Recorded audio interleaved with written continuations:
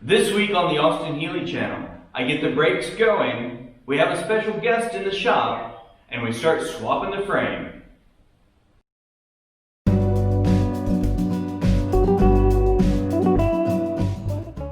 I think it's time to start digging into this and see what we got.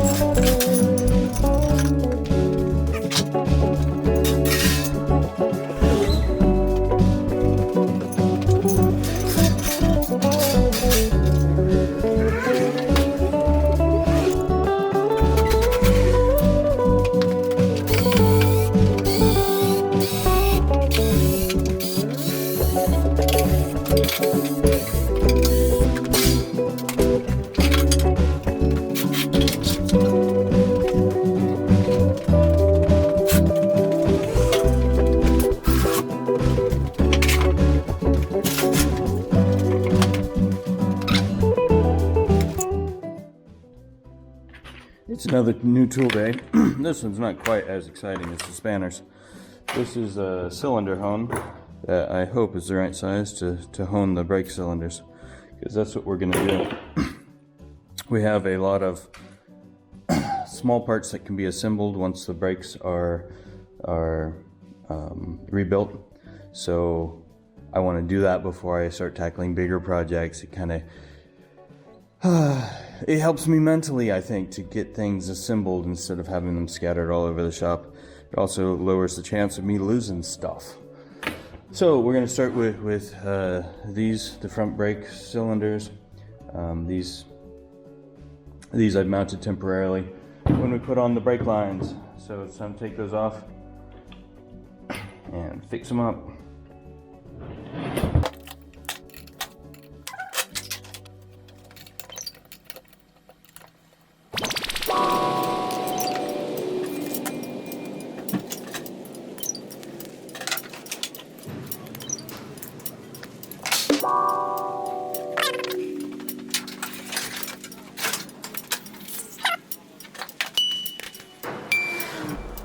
Alright, let's hope this cleans up.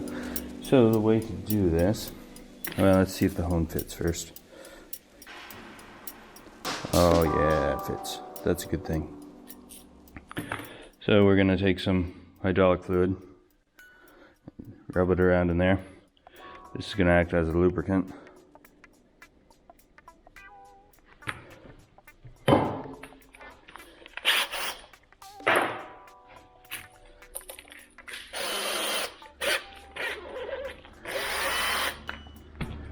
Looks scarier than it is. There's a chunk. Get all the chunks out.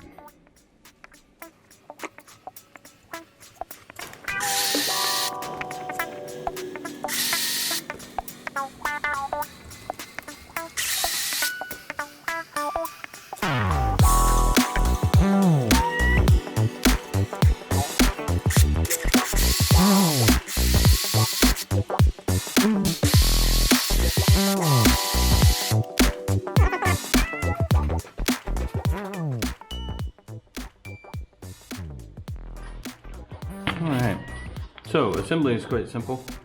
We have this brake lube.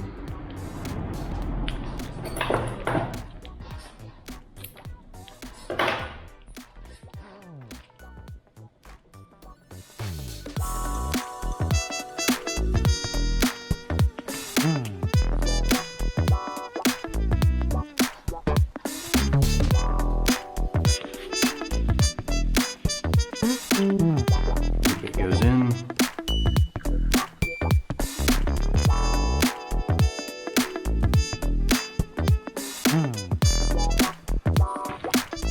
Now we should do something about cleaning this up.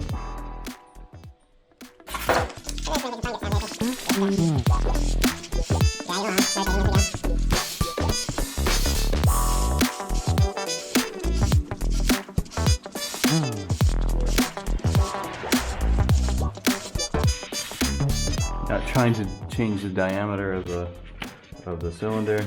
You're just trying to knock the junk off of it.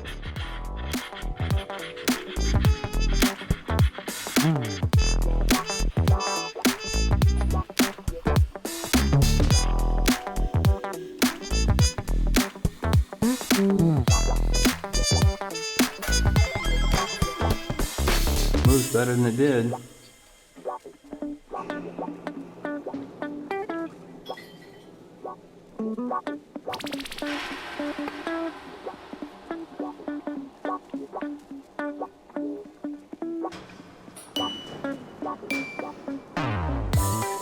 There you go, that's it. One down.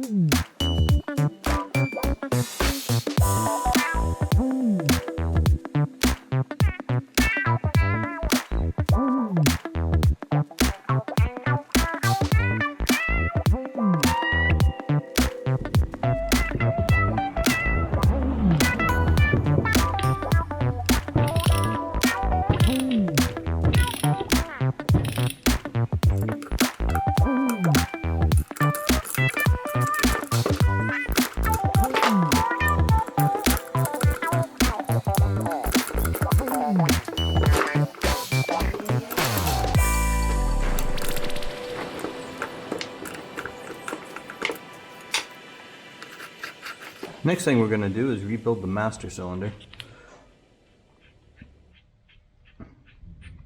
I'd already taken this apart just to see if it was possible.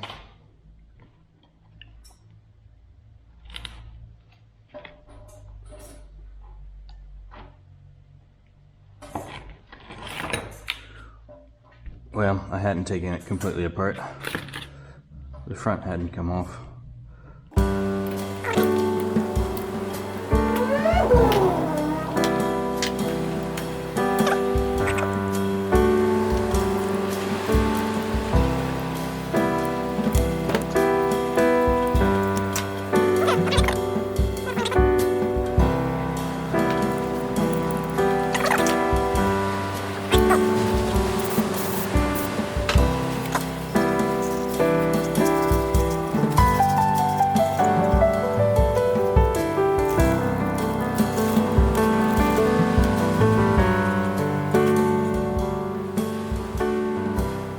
Okay, interesting bits.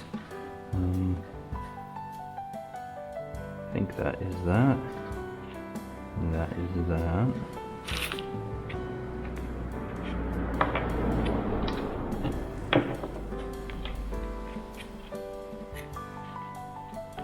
Not sure where this goes. We'll have to figure that out. Okay.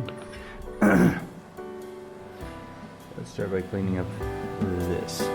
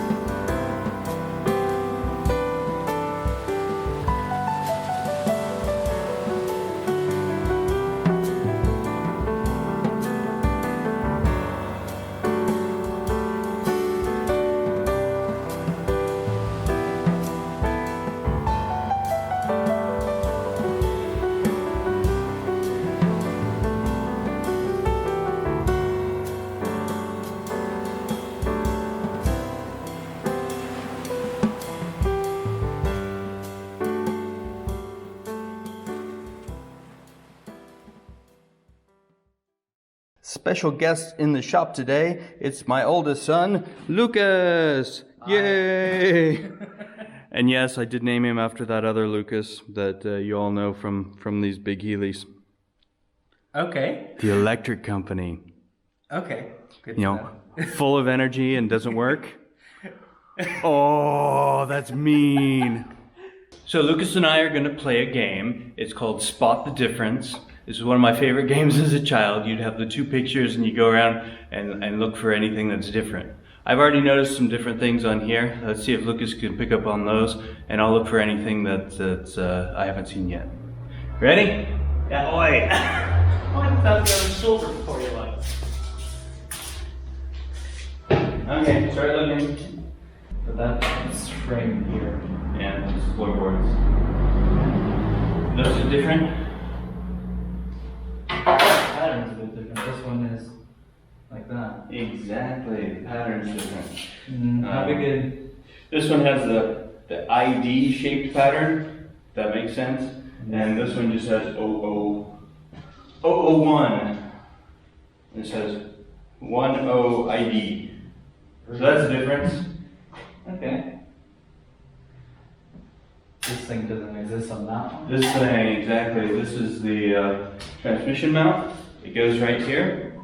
For some reason they don't have this. They actually don't sell this piece, so that might be why it's there. So I have to cut it off and put it on there. So this does have bolts for some reason in that spot. Maybe so you can attach your... Maybe, I don't know. There's some weird bolt hole things. This has two bolts here for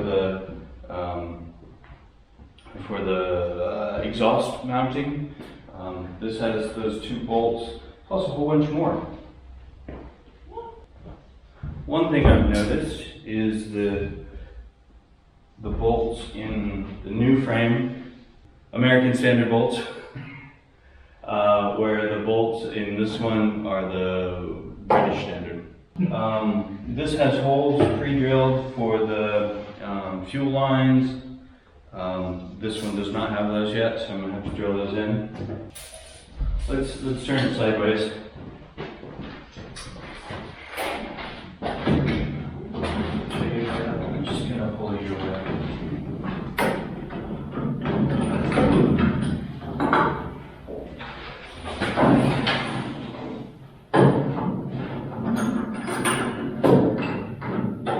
So much easier with two. Here's the difference. This is a very important one. Up here is where the top of the A-arm, the shock absorber A-arm thing goes. And on the original one, it has the bolts in a static place, so you can't make any adjustments to the camber, is that the right word? To the alignment of the wheels. The only alignment on the Healeys was the toe-in, that's done with the bar in front, but you couldn't adjust this one or that sort of stuff. So these were on a fixed point where they've upgraded. Excuse me. They have a floating plate in here, so you can move the whole arm in and out, and a little bit side to side. Not a whole lot, but a little bit. So you can adjust things that way, which now I have to do an alignment. See any other differences? No thanks. Alright, well, I think that's all we can find for now. The frame looks really great, though I don't think anyone's ever going to mistake it for being an original frame. But this would be a really good frame for a race setup, given that you have extra adjustments in the front suspension, and it's stronger than the original frame. I don't imagine this car racing, but it'll be a good solid foundation to start with. So the big plan is to chop off the front, set it in place, chop off the back, set it in place, and then start aligning. Nothing's going to be permanently attached until I can put the whole outer body on it and make sure the alignment of especially the door gaps is correct. I made templates of the door where it goes in place. I'll use those to get it kind of roughly adjusted, and then I'll put the actual doors on when I get the frame solid enough to hold them. And you use that to get the door gaps just perfect. And then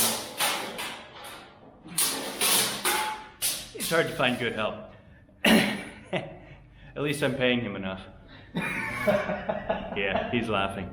So yeah, then I'll put the doors on, make sure the door gaps are good, and finally finish welding everything. So that's the plan. I think mostly today is going to be cutting it up, and I'll have to show Lucas how to do that.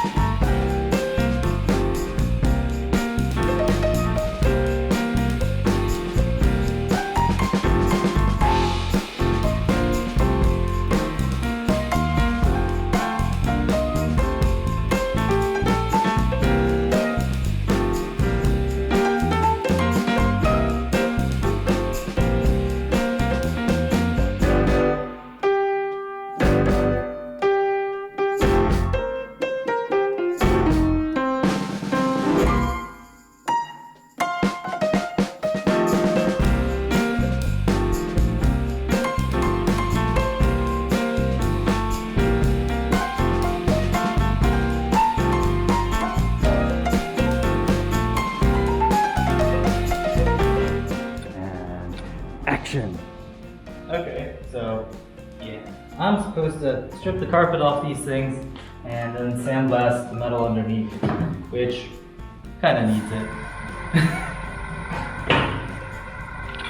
This stuff should be the original color under the dirty as hell stuff I'm tearing off right now. Oh, more red tape, vinyl. Oh. This side's glued on better. Why does it have to be glued on better? I was happy. Big leather rips rather well once it got a cut. Once you get down to it? Yeah. Had a small cut and it just tore. Maybe if I can get more of that stuff off around there, we can get through. It's only this part. The vinyl was like stripes there, and where was the other one? Along here, like where it would jam in with other stuff.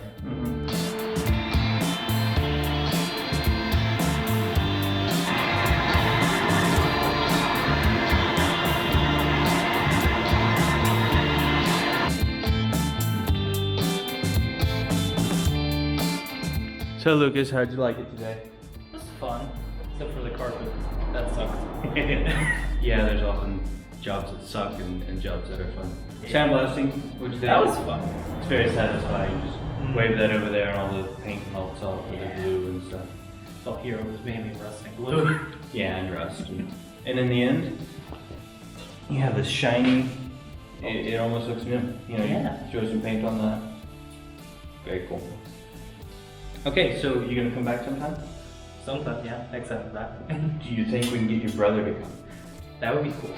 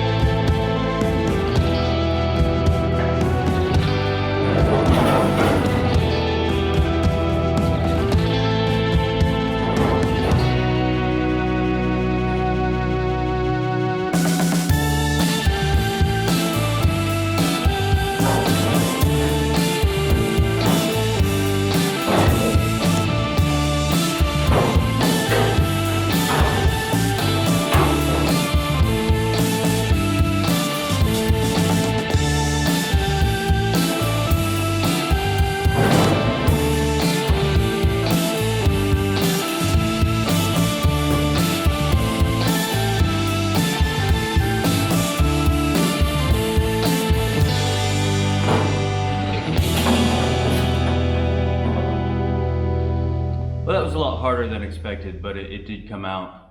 I think my big problem was the tools I was using. If I had a plasma cutter, this would have been a lot simpler. Getting the angle grinder or the Sawzall down into some of these nooks and crannies to get things cut or separated was more difficult than I expected. There just wasn't the room in there. So I kind of left some big chunks on things, cut off parts from the old frame that I knew I didn't need, in order to save the parts that are being kept. And then once this was off the frame, I'm able to go back in with much more room to cut off the parts that were hanging on there. Big step. It's not my favorite part of the job, unwelding things. It's hard. Here's something funny. I had to cut into both shock towers, and they are filled with mouse nests. Somebody's insulation's in there. Probably a lot of rotavirus too. Both of them completely filled.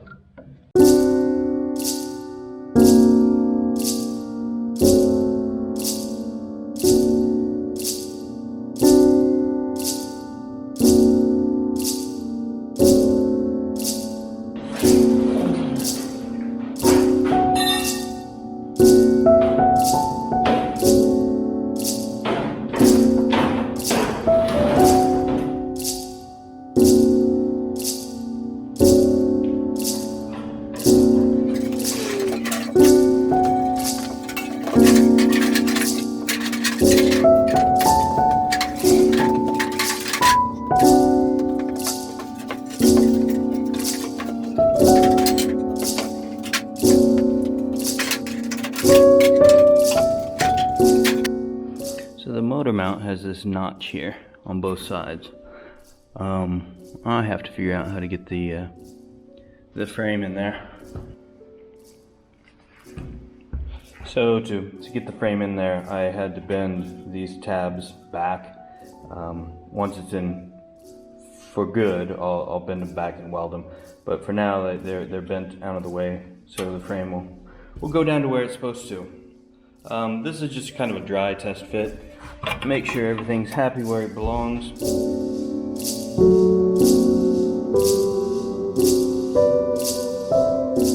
I've spotted another difference. The shock tower has this extra lip on it. From an engineering point of view, that's going to make it much more rigid. Here's the original one without that. I think it's time to attack the other half.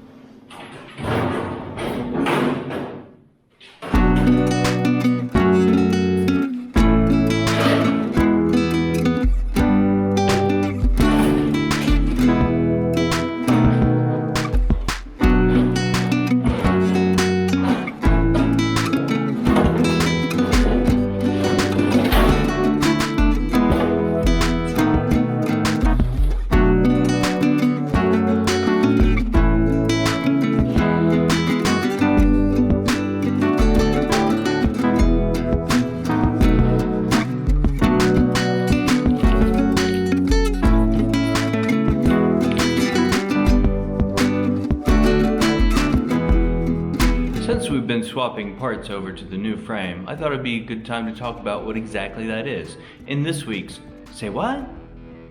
So there's three words that get thrown around a lot: frame, chassis, and semi-monocoque. Yeah, you heard that right, semi-monocoque. Let's talk about each of those separately. The frame is a flat ladder looking structure that supports the whole car. This is the thing that things get attached to, like these top pieces or the wheels and suspension. When you have all the parts assembled together to create the frame and the structure of the car, that's called the chassis. Sometimes you have a rolling chassis, which includes the wheels and suspension and everything needed to allow it to roll, sometimes even the motor and drivetrain. This front half is designed in a way to add a lot of stability and structure to it, kind of like a shell. In French, a shell is called a coque. A shell is very strong. If you try to squeeze an egg, you can't break it because the pressure goes all around it.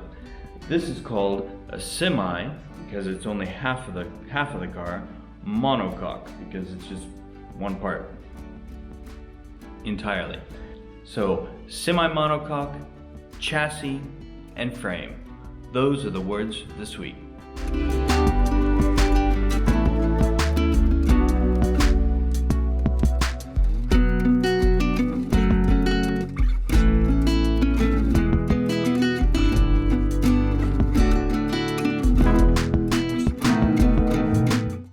Having the car looking like this is a bit deceptive.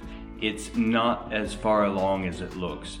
I need to take both the front and back shells and sandblast them, do a lot of rust repair that I couldn't do, or was a lot easier to do once they were off the frame. Sandblasting each part's going to take a while. There's lots of that sheet metal work to do, and that all needs to be done before I can even think about attaching it. Once I do start attaching it, the plan is to put it as close to position as I can, tack it in place, put the entire body on it to make sure that the doors are lined up just perfect. And that's going to be a tricky bit. If you just can't wait till our next YouTube video to see what we've been up to, you can check us out on social media. We have new accounts on Twitter, Facebook, Instagram, and of course a website. Links are down below.